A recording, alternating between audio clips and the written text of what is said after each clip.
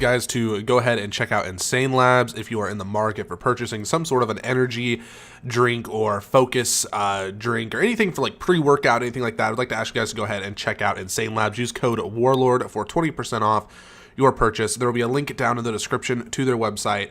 Go ahead and check them out and buy something if you feel like it.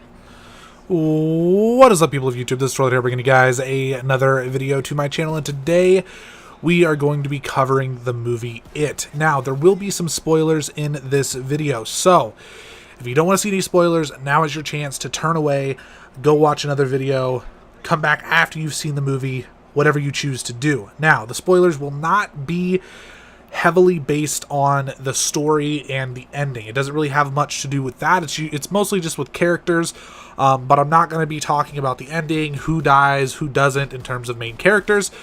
So if you're okay with that, then go ahead and just stick around and watch the video. Now, the other thing is, if you are just coming for this It review, I know that there is Call of Duty gameplay in the background. You're probably expecting it to be a video of me sitting in front of my computer or a table or whatever. That's not how I usually roll. It's usually Call of Duty in the background unless I'm feeling fancy. That's how it's going to be with this video. So don't worry. This doesn't have anything to do with Call of Duty. This is just purely about the movie. The background is just for your guys' own enjoyment and entertainment, so on and so forth. I have a list of things here that are positives and negatives, of course. Now, there's about the same amount of positives as negatives, but I will say this. The positives definitely outshine the negatives by a long shot. I think that the positives in this movie, if they would have been negatives, for me anyway, it would have completely changed the movie as a whole. With that being said, I can say confidently that this is probably my favorite scary movie, horror movie, suspense movie, whatever genre it's in, that I've ever seen, almost. So basically since I was a little kid. I mean, the only movies that really come close to it recently, within the last 10 years, to me, are probably Sinister and both of the Conjuring movies. Those movies are the only ones that really come close to it, in my opinion. Before I get anybody in the comments asking, yes, I have seen the first movie. No, I have not read the book. I watched the first movie when I was a lot younger. Don't remember a whole lot about it, just remember some of the scenes. That's basically my history when it comes to It. I was super hyped to watch this movie. Now let's get right into the positives and negatives of It. So starting off with the positives, I have the actors. I think they did a fantastic job of choosing the correct actors, not only for It itself, but the kids, you know, they're very, very funny. I don't think there's a single character in the entire movie that I feel like is out of place or could have been better casted. I think they did a really, really good job of choosing the characters, the actors for the characters, and I think that that is a huge part of what makes this movie really, really good. Like, just the scenes that you're going to see, the conversations amongst characters, really good job. If that would have been done wrong, it could have changed the entire movie. Now, the next thing that I think they did a great job with is the scare factor in the movie. So, in most horror movies or most scary movies, you're going to see, you know, the scary concept or what is supposed to be scary every like 20 minutes or so, you know, 30 minutes, somewhere in there, something will happen or something kind of scary will happen. And then there'll be one big thing at the end. Well, with this movie, not only is there that big thing at the end, but there's also like every 5 to 10 minutes, somewhere in there, it seems like there's always something horrifying happening to one of the kids or just around the town itself. And that, I think, is really, really good. There are jump scares in there, but the suspense of knowing that something is going to happen was absolutely terrifying. And the fact that it was happening so frequently makes this movie really, really good to me. Some people don't think that that's very scary. Some people don't think that knowing something scary is about to happen is scary. But I think sitting there, knowing that something's about to happen, but not knowing what it is truly horrifying, and they did a really good job of making that happen in this movie. The next thing is the setting. I think they did a really good job of making sure it felt important. The small town, the small location, everybody knows everyone. When people went missing, it wasn't just somebody that you don't know. Like, it felt like when the girl went missing in the beginning of the movie, I can't remember her name, but you never actually saw her. You never saw her go missing. You never knew her character. But just amongst the conversations between the kids, you felt like you knew who that girl was. And I think they did a really good job of making sure that everything felt local and felt small and important. The last thing is the constant action. Like I said before, every 5 to 10 minutes, something was happening. There was some sort of thing that had to do with it, whether it was something that it wanted you to see, like the leper, or whether it was it itself showing up for one of the kids. There was always something going on. The bullies were a big part of that. There was always something going on, and I think they did a fantastic job of making sure that it felt very fast-paced and it wasn't ever super slow. So for the list of negatives, the first one that I have is the poor explanation of some of the characters. I don't think that they did a great job with certain characters. I have 3 in mind. I mean, 4 is questionable, but mostly 3. So I'll just cover the 3 that I'm thinking of.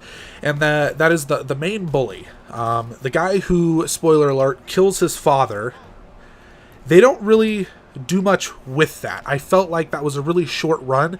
He kills his dad after being embarrassed by him, which was a whole 2 to 3 minute scene in the movie, not even. And then he gets told by it to kill them all, and then by the time he goes to quote-unquote kill them all, he falls down a well and dies, supposedly. He might not be dead, but more than likely he's dead. And I don't think they did enough with that. I felt like there should have been a little bit more build-up and explanation behind why he's scared of his father. There should have been more to it, and I didn't really like that. There should have just been a little bit more there. A little bit more meat on those bones, if you will. The next one is the main character, the main girl character. Once again, can't remember her name.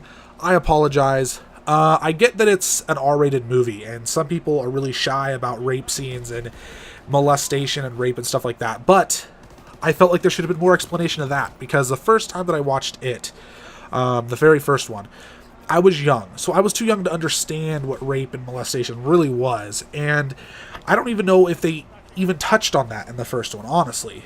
But if they did, I wouldn't know it. And so going into the remake of it, I didn't realize that was happening until the moment when, spoiler alert, she kills him. I didn't understand what was going on between them, besides she didn't really like him until that moment. Maybe I'm naive, maybe I'm dumb, but I felt like they should have really drawn that scene out more. They should have built that character up more than they did before killing him off. And I don't think that was a very good character line overall. The next one I have is Richie, which is, I believe, the one with the glasses, the really funny one. He was in Stranger Things. He is scared of clowns. For every single one of the kids, they did something in regards to it, whether it was showing Georgie to Billy, whether it was the bloody bathroom, the painting on the wall, the burning people in the building, those things. They didn't really do anything for him besides the clowns once they were already in the house, and that doesn't really count to me. I wanted something to happen to every one of them that brought them together, and he was the only one that they didn't really do something with. And I felt like that would have been a little bit more... I felt like it was needed almost, because he had the loud mouth and he was always tough, and I felt like that would have been really cool to see him be terrified by this clown and then kind of try and hide it like it didn't really happen around his friends until they all kind of came together. So that was an opportunity that I feel like they missed out on, and that could have been really, really good for the story. So the next thing is I think they had a really, really poor explanation of Derry's history. I don't think they did a good job with that at all. They only talked about 2 things for sure that I can think of off the top of my head. That was when all the trappers went missing and there was a blood trail going to the well. And then there was also the explosion that killed all the kids in the Easter thing.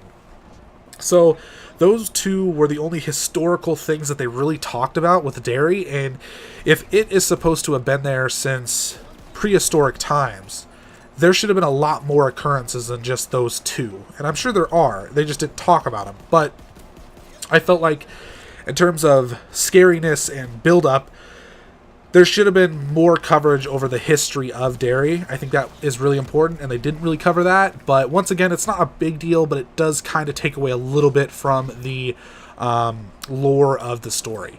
The last thing that I have to talk about that I consider kind of a negative is the poor special effects. Now, this doesn't really take away from the movie at all, in my opinion, but I did notice that in certain scenes where it was moving really fast, or sometimes when it was trying to like make you see something that wasn't really there, it felt like the special effects were not on par with the rest of the movie. Now, granted, there's only maybe 3 or 4 times where this is actually a thing in the movie, like where good special effects would have been needed, so it doesn't really take away from the movie too much, but it's something that I hope that they work on in the next movie in part 2. Now, that's all I have for you guys today in this video. I hope you enjoyed it. Overall, I would probably give this movie a 9.5 out of 10, and I would strongly encourage anybody who is a fan of horror movies to go and see it. It did not disappoint me, and I know that it did not disappoint many other people who have seen the movie. Anyways, guys, deuces.